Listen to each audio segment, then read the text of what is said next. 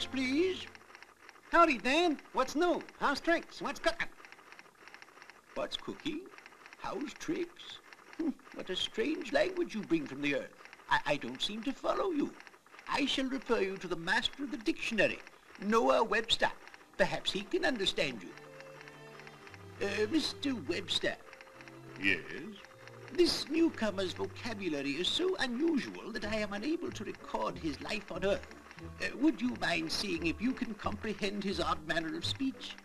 Now, young man, go ahead with the story of your life. Sure thing, Dad. Well, I was born with a silver spoon in my mouth.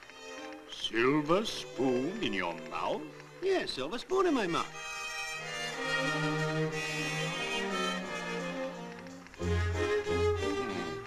Proceed. Then I seemed to grow up overnight. One day, at the crack of dawn, I got up with the chickens to hunt a job and got a job slinging hash because the proprietor was short-handed.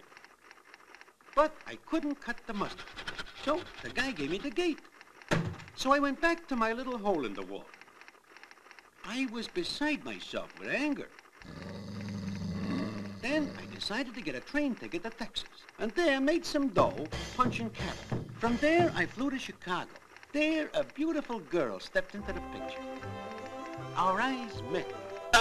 My breath came in short pants, and I got goose pimples. I was all thumbs.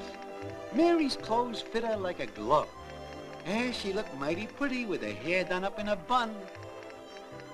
She had good-looking pins, too. Finally, she gives me a date. I put on my white tie and tails, and brother, did she put on the dog. We went around together for some time, painting the town red, going to the Stork Club, and a box at the opera. After the opera, I had a cocktail, and Mary had a Moscow mule. At dinner, Mary let her hair down and ate like a horse. By then, my money was running out on me. So I writes a check. It bounced. Brother, I was really in a pickle. The proprietor drew a gun on me, but I gave him the slip and hid in the foothills. In no time, the law was on my heels. On the witness stand, the judge tried to pump me. But it seemed that every time I opened my mouth, I put my foot in it. So he sent me up the river to do a stretch in the jug. I was up against it and felt myself going to pot. But I raised a big stink, and they finally let me talk to an undercover man. After going through a lot of red tape, he sprung me. It sure felt good to stretch my legs again. Then I went straight to the bus station and caught a Greyhound for New York. On arriving, I dropped in on Mary and threw myself at her feet. I asked her to marry me, but she turned her back on me and got on her high horse. I couldn't touch her with a 10-foot pole. She wouldn't say a word. Guess the cat had her tongue. So I walked out on her. After that, I went to pieces. Feeling lonely, I went down to Joe's malt shop, where a bunch of the boys were hanging around. The music was nice. The guy at the piano played by ear. I felt a tug at my elbow. It was the soda clerk. We sat down and chewed the rag a while. I heard from the grapevine that Mary was going around with an old flame. That burned me up, because I knew he was just feeding her a line. But the guy really spent his money like water.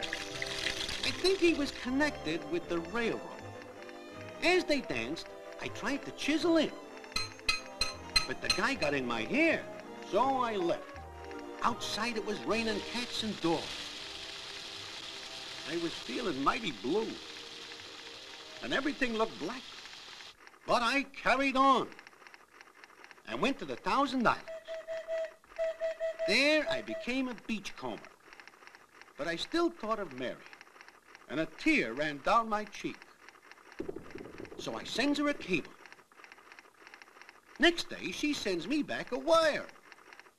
I rushed back to the U.S. on a cattle boat and hot-footed it over to Mary's apartment. But when I opened the door, I noticed quite a few changes. Why, Mary had a bunch of little ones. The groom had his hands full, too. So all this struck me so funny that I died laughing. And here I am. Well, what do you think? Did you follow me? Well, well, What's the matter? Can't you talk? Has the cat got your tongue?